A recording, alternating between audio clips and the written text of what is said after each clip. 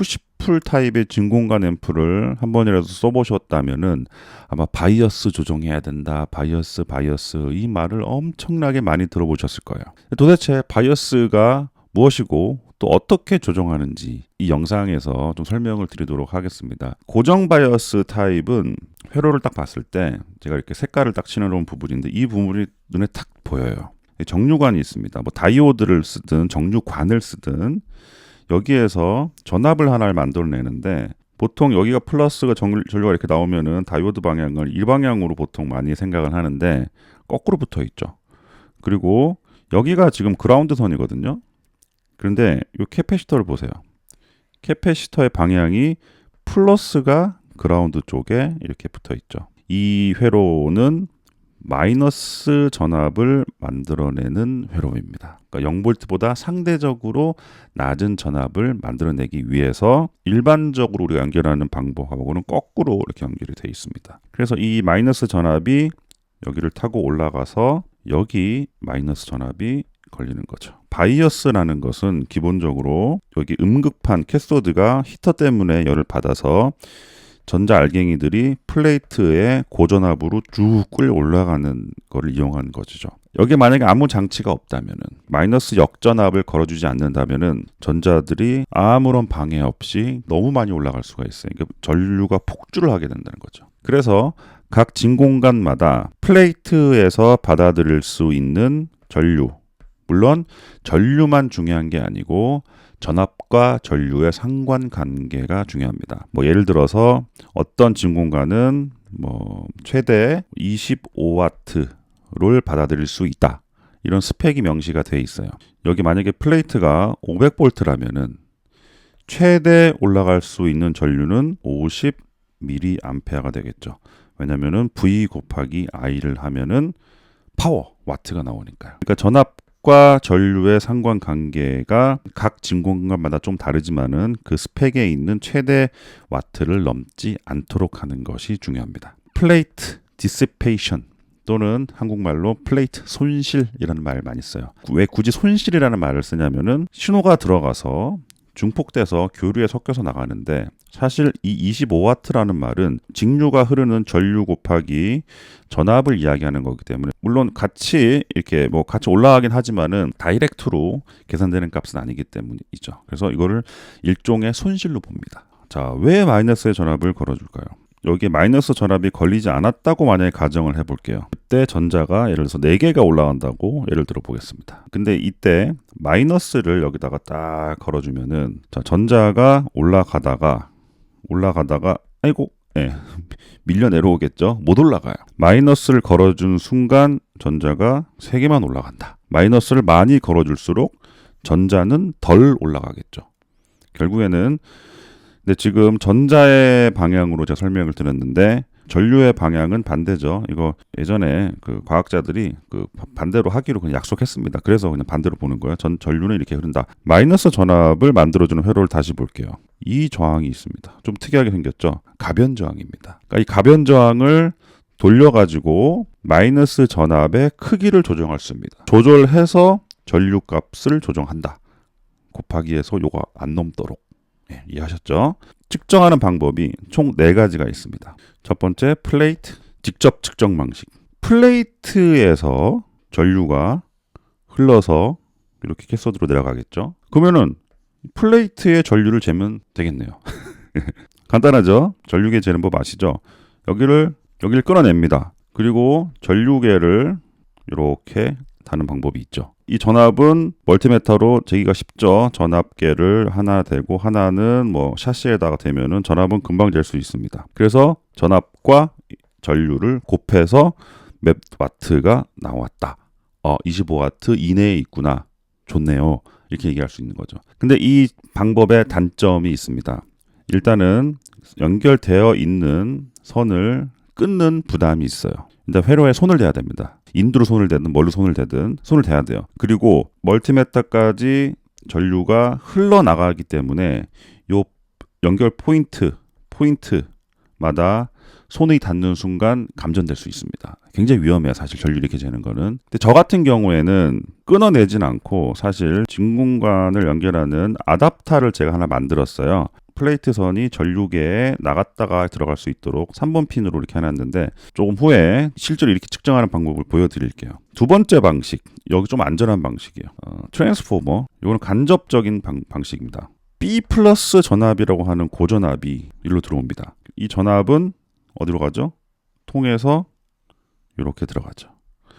근데 여기 코일이 있는데 여기도 저항 성분으로 볼 수 있는 거죠. 이 저항을 재보는 거예요. 여기서부터 여기까지 저항을 재보는 거예요. 멀티미터로 저항 재는 거 쉽습니다. 여기의 전압과 여기의 전압을 재보는 거예요. 예를 들어서 여기가 뭐 80옴이 나왔다. 그리고 여기가 뭐 505V가 나왔다. 옴의 법칙으로 여기로 흐르는 전류는 전압의 차이 505V 빼기 5V 전압 강화가 생긴 거죠. 네. 전압 강화가 5V가 생겼고 그리고 저항 80옴 몇 미리암페어 값이 나올 거예요. 이렇게 간접적으로 전류를 측정할 수 있는 방법도 있습니다. 세 번째는 플레이트를 아예 안 건드리고 캐소드 쪽에서 직접 재는 방법이 있습니다. 자, 캐소드는 어쨌든 그라운드에 가까운 선이기 때문에 조금 덜 부담스러워요. 사실 좀 덜 부담스럽습니다. 얘를 끊어내고 전류계를 연결하면은 여기에서 흐르는 전류를 잴 수가 있겠죠. 근데 이것도 사실 부담은 돼요. 왜냐하면 또 끊어야 됩니다. 이것도 잘 만들어진 앰프를 끊어놔야 돼요. 마지막 방법이 있습니다. 마지막 방법이 어떻게 보면 가장 많이 쓰이는 방법 같아요. 자, 마지막 방법은 앰프를 만들 때 그거를 고려해서 제작자들이 만드는 경우가 많습니다. 이렇게 여기다가 저항을 하나 이렇게 달아놔요. 근데 저항을 보통 1옴짜리를 달아놓습니다. 전류가 쫙 흘러서 그라운드로 빠지는데 저항이 있다는 거는 아까 트랜스포머에서 이야기한 거와 똑같은 내용이에요. 자, 전압 강화가 일어나거든요. 예를 들어서 여기서 50mV가 찍히고 여기는 당연히 0V겠죠. 그럼 50mV의 전압 강화가 생겼잖아요. 그럴 때 이 여기에 흐르는 전류는 I는 뭐죠? 전압 강화 50mV. 근데 1옴이죠. 1옴. 1옴을 단 이유가 있어요. 사실 회로에 영향을 적게 주면서 계산하기가 편합니다. 1옴이기 때문에 결과적으로 그냥 50mV를 50mA로 읽어버리면 되는 거예요. 굳이 얘기하자면은 캐소드 1옴 방식입니다. 그러니까 총 4가지 방식으로 바이어스 전류를 측정할 수 있고 그리고 그 전류 값에 플레이트에 걸리는 전압을 곱해서 25W 이내로 맞춘다는 게 바이어스입니다. 근데 좀 더 현실적으로 얘기했을 때요. 25W까지 맞추는 건 아니에요. 보통 70%로 잡습니다. 이게 음질과 그리고 진공관의 수명 연장을 위해서 가장 적절한 값이다라고 널리 그렇게 알려져 있죠. 70% 정도로 잡는 게 일반적이에요. 여기에서 또 한 가지 짚고 넘어가야 될 부분이 있습니다. 진공관의 스펙을 보시면은 2가지 값이 써 있어요. 플레이트 디스페이션이라는 것도 있지만은 사실 스크린 디스페이션이라는 말도 있습니다. 왜냐하면 여기도 어차피 고전압이 걸리는 부분이기 때문에 전자가 100% 전류가 100% 다 이렇게 흐르진 않아요. 어느 정도는 여기서도 넘어옵니다. 이렇게. 그러니까 이 플러스된 값이 캐소드에서 보일 수가 있거든요. 근데 이거는 좀 이따 제가 실측한 결과를 가지고 말씀을 드리겠지만은 앰프의 회로 또는 진공관 여러 가지 팩터에 따라 가지고 이쪽에서 나오는 전류가 있는 경우도 있고 거의 없는 경우도 있고 그런 것 같아요. 자, 그래서 제가 실측한 값을 가지고 설명을 드려보도록 하겠습니다. 제가 지금 실측한 앰프는 제가 예전에 제작한 솔다노 SLO100 클론 카피 모델이에요. 예전에 우리나라 어느 업체에서 키트를 판매를 하는 걸 제가 조립을 한 건데 굳이 제가 지금 제작 중에 마샬을 쓰지 않은 이유는 뭐냐면은 그 앰프에 이 1옴이 지금 적용이 되어 있습니다. 그래서 마샬 대신 이 앰프를 사용해서 제가 측정을 해봤고요. 가장 간단하게 직접 측정을 해봤어요. 제가 만든 아답터가 있기 때문에 가능한 겁니다. 이거는 약 37.1mA가 나왔습니다. 바이어스 조정을 해놓은 상태예요. 플레이트에 걸리는 전압은 432.3V. 이건 전압 제가 10조 3번 핀에다가 그냥 멀티미터를 갖다 대면 됩니다. 그 아답터를 이렇게 만든 이유가 뭐냐면은 정말 간단하게 이렇게 재고 끝나버려요, 바로. 자, 요거 두 개 값 곱하면은 얼마 나오죠? 요거 두 개 곱하면은 약 16 정도 나오는데 16와트죠. 이 16와트가 대략 제가 여기에서 쓴 KT66관인데 KT66관은 25와트예요. 70%입니다. 25와트. 그러니까 바이어스가 적당하게 맞춰진 상태예요. 지금 이거는. 트랜스포머를 이용한 방식이 있다고 말씀드렸죠. 출력축 트랜스포머를 잘 보시면은 센터 탭이라고 있어요. 예. 센터 탭이 보통 그 하이 볼티지 여기 그 고전압 비플러스 전압 이렇게 들어옵니다. 여기를 측정을 하고 또 플레이트 전압은 이미 측정해서 알고 있죠. 그래서 이 전압의 차이 값이 있을 거고요. 그리고 트랜스포머의 센터 탭과 한쪽 끝을 저항을 측정해 보는 거예요. 근데 이 저항을 측정할 때는 전원을 빼고 해야 되겠죠.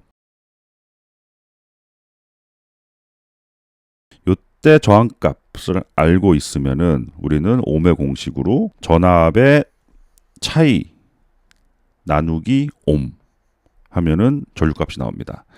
그런데 요거는 좀 팁이 있습니다. 이 전압재고, 이 전압재고 빼는 것보다 여기에서 여기까지 전압을 바로 다이렉트로 재는 게 좀 더 정확해요. 측정을 해봤더니 약 3.15V 전압차가 나왔어요.